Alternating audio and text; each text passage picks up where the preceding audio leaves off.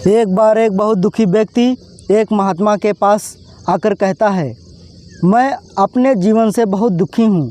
मैं बीवी बच्चों और अपने परिवार को भी खुश नहीं रख सकता। मैं अपने लिए कुछ नहीं कर पा रहा।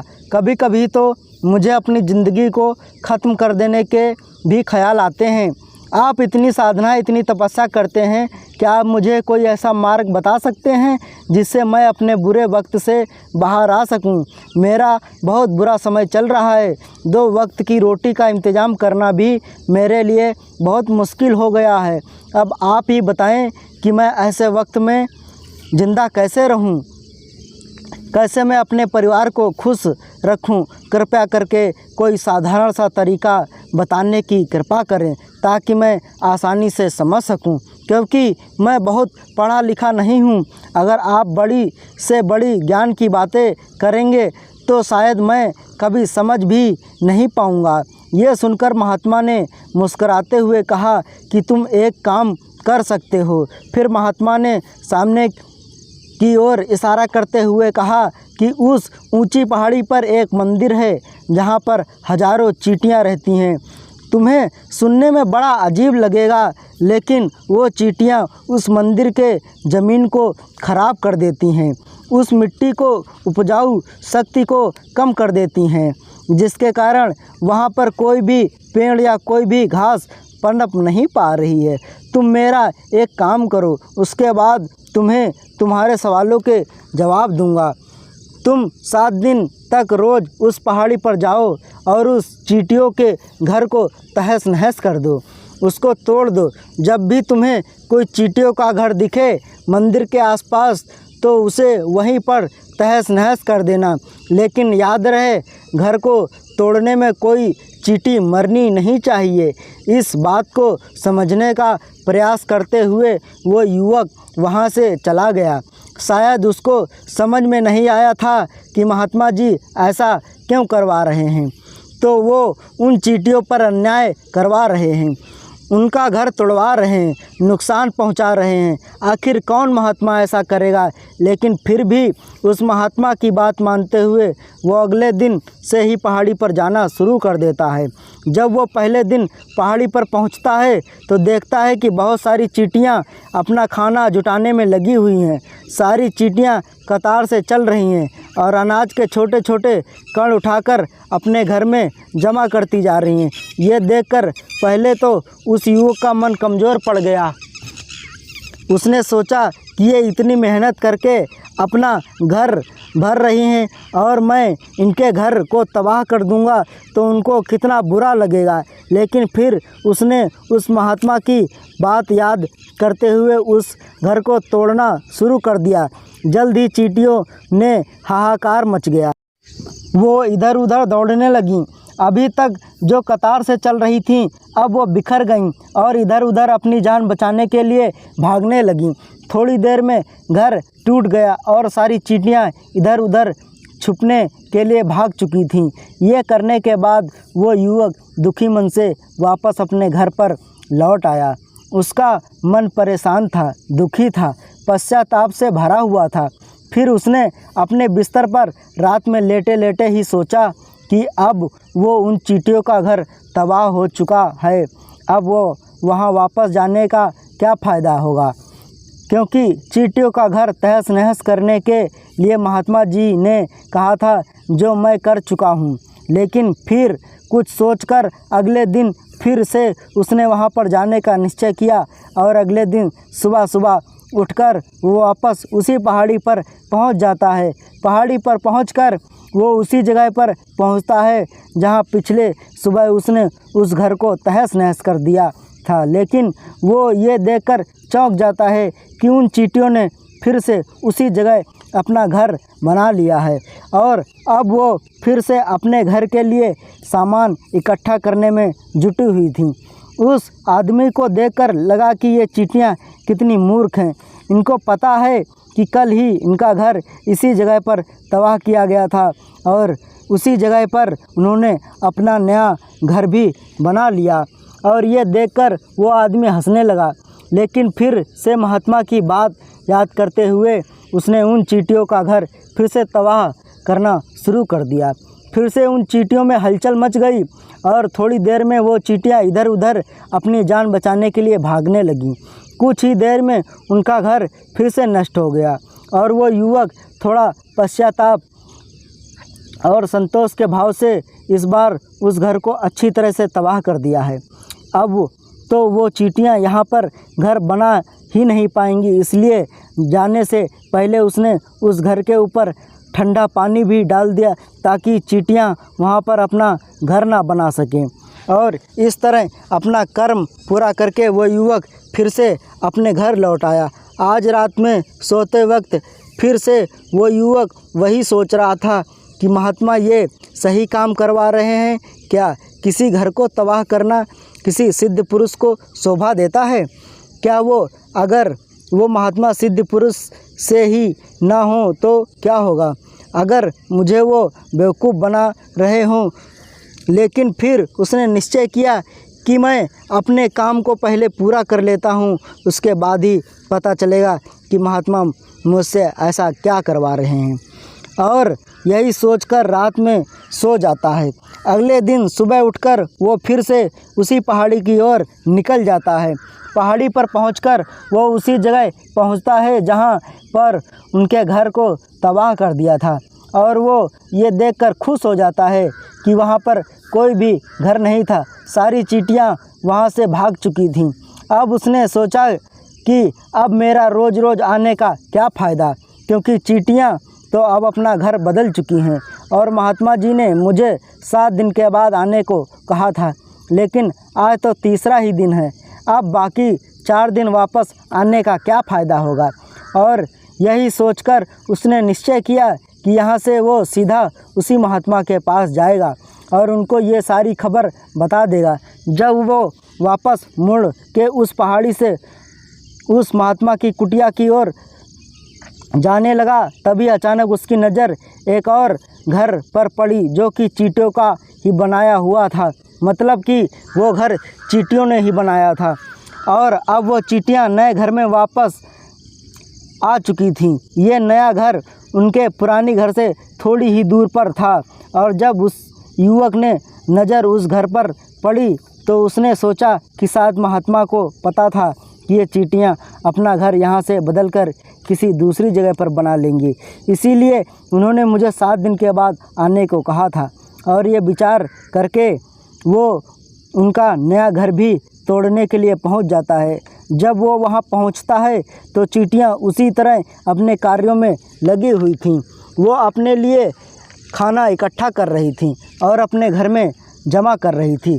जब पुराना घर टूटा था वहाँ भी अनाज के कण बचे हुए थे और चींटियां वहाँ से भी अनाज इकट्ठा करके वापस अपने नए घर में ला रही थीं। अब यहाँ फिर से युवक का मन थोड़ा कमज़ोर पड़ गया, क्योंकि वो खुद भी कमज़ोर था, इसीलिए उसके मन में उन चींटियों के प्रति दया का भाव उमड़ रहा था। उनके ऊपर उसे दया आ रही थी। वो चाहता था कि उनकी मदद करे, लेकिन उल्टा उनको नुकसान पहुंचा रहा था। लेकिन उस महात्मा की बात को याद करते हुए उसने फिर से उस घर को तोड़ने का निश्चय किया और उसने इस बार बड़ी ही सावधानी के साथ बिना किसी चींटी को नुकसान पहुंचाए वो घर को तबाह करना शुरू कर दिया। वक्त थोड़ा ज़्यादा लगा, क्योंकि किसी भी चींटी को नुकसान न पहुंचाने की शर्त महात्मा ने पहले ही दे रखी थी, इसलिए उसको बड़ी ही सावधानी के साथ उन घरों को तबाह कर रहा था। लेकिन आखिरकार उस घर को भी तबाह कर दिया और उस घर को तबाह करने के बाद वो बड़े ही दुखी मन से, इस बार तो पहले ही दुखी था क्योंकि उसने उनका नया घर भी तोड़ दिया था। वो उन चींटियों को बसने ही नहीं दे रहा था। अब वो अपने आप को शैतान या दानव समझने लगा था। लेकिन फिर भी उस महात्मा की बात को मानते हुए वो अपने घर पर दुखी मन से वापस आ गया। रात में सोने से पहले एक बार फिर से उसने सोचा कि मैं कितना बड़ा शैतान हूँ, कितना बड़ा दानव हूँ। पुराना घर तो छोड़ो, मैं उन चींटियों को कहीं भी बसने के लिए जगह ही नहीं दे रहा हूँ। वो चींटियाँ मेरे बारे में क्या सोचती होंगी। वो कितना बड़ा दानव होगा उस परमात्मा को जो मेरे द्वारा काम करवा रहा है। लेकिन फिर भी उसने अगले दिन जाने का निश्चय किया और अगले दिन सुबह सुबह वो वहाँ पर पहुँच गया। वो ये देखकर फिर से आश्चर्यचकित हो जाता है। इस बार चींटियों के नए घर और नई जगह को अपना घर बनाकर देखते हुए वो पहले से ही भी ज़्यादा ऊर्जा के साथ काम कर रही थी और उन्होंने एक रात में पहले से भी बड़ा घर बना लिया था और अब वो फिर से अपना अनाज और खाना इकट्ठा करने में जुटी हुई थी। ये देखकर उस आदमी को लगा कि ये चींटियाँ किस मिट्टी की बनी हुई हैं। मैं उनको बार बार यहाँ से भगाने की कोशिश कर रहा हूँ और ये वहीं पर अपना घर बना लेती हैं। क्या इनको पता नहीं कि मैं यहाँ पर इसको कभी भी बसने नहीं दूंगा। ये चींटी दिखने में इतनी छोटी हैं लेकिन फिर भी ये मुझसे हार नहीं मान रही हैं। बड़ी ताज्जुब की बात है।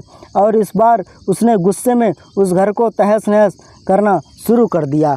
लेकिन इस बार तहस नहस करते हुए कुछ चींटियाँ वहीं पर मर गईं, उनके पैरों तले कुचल दी गईं। कुचलने के बाद जब वो अपने अहंकार से बाहर आया तो उसने देखा गुस्से में उन चींटियों को कितनी क्षति पहुंचा दी है।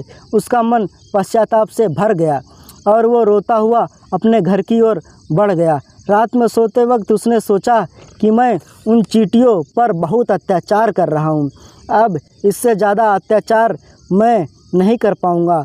और यही सोचकर अगले दिन उन चींटियों के लिए अपने घर से थोड़ा सा आटा लेकर उसी पहाड़ी पर पहुंच जाता है जहां उसके मन में उन चींटियों के प्रति श्रद्धा का भाव था, दया का भाव था।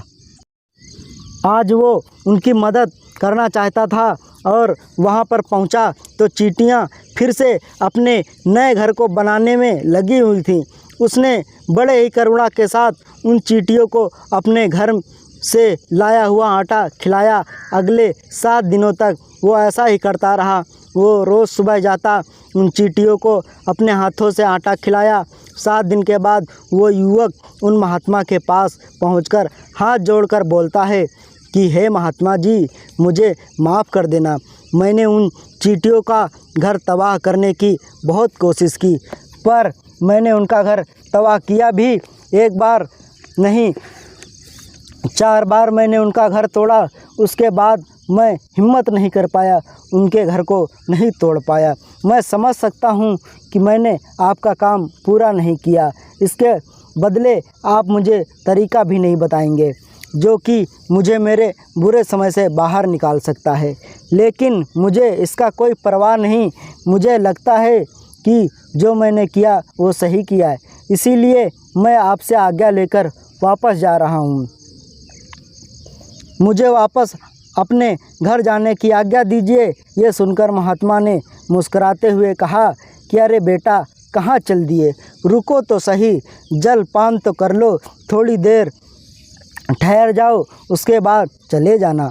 और ये कहकर वो महात्मा उस युवक के लिए पानी लेकर आते हैं।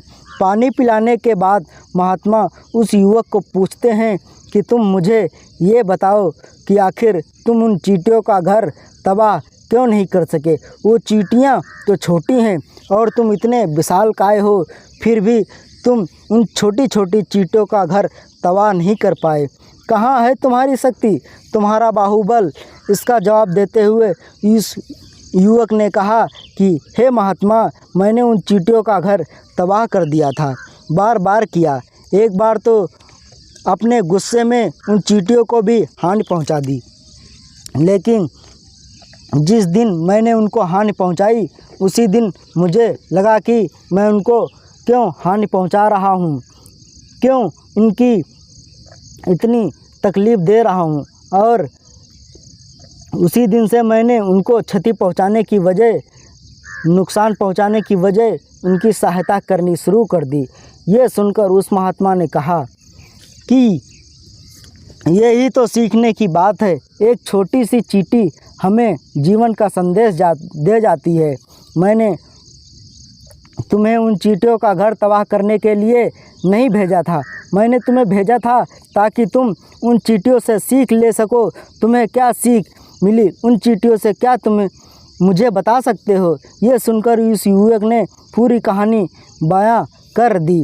पूरी कहानी सुनने के बाद महात्मा ने मुस्कुराते हुए कहा कि बेटा, पहली सीख इन चींटियों से ले सकते हैं वो ये थी कि तुमने कितनी बार उनके घर को तोड़ने की कोशिश की, कितनी बार प्रयास किया कि उनके घर को तबाह हो जाए, लेकिन वो घर बार बार अपना नया घर बना लेती थीं। उन्होंने कभी भी हार नहीं मानी। अगर वो हार मान लेती तो वो चींटियाँ तुम्हें वहाँ नहीं मिलती। जीवन का कार्यशीलता का नाम है, लेकिन हम मनुष्य एक दो बार हार मिलने पर टूट जाते हैं, हताश हो जाते हैं और फिर जीवन में प्रयास ही नहीं करते। और कुछ लोग तो अपनी ज़िंदगी को ख़त्म करने को उतारू हो जाते हैं। लेकिन जानवरों में तुमने एक बात देखी होगी कि वो अपना जीवन खुद से कभी ख़त्म नहीं कर सकते। तुमने कभी नहीं सुना होगा कि किसी जानवर ने आत्महत्या कर ली। चाहे वो जानवर कितना भी भूखा क्यों ना हो, कितना ही दुखी क्यों ना हो, लेकिन वो अपने जीवन के लिए हमेशा संघर्ष करता रहता है। लेकिन वही दूसरी तरफ हम मनुष्य एक दो बार हताश होने पर ही अपना जीवन खत्म कर लेते हैं। जीवन तो कर्मशीलता है, कर्म करने का नाम है। जीवन और मृत्यु आखिरी विश्राम है, परम विश्राम है। इसलिए मृत्यु से पहले कर्म करना मत छोड़ो, क्योंकि मृत्यु के बाद तो तुम परम विश्राम में चले जाओगे। उससे पहले कर्म करना क्यों छोड़ रहे हो, क्यों हताश हो रहे हो?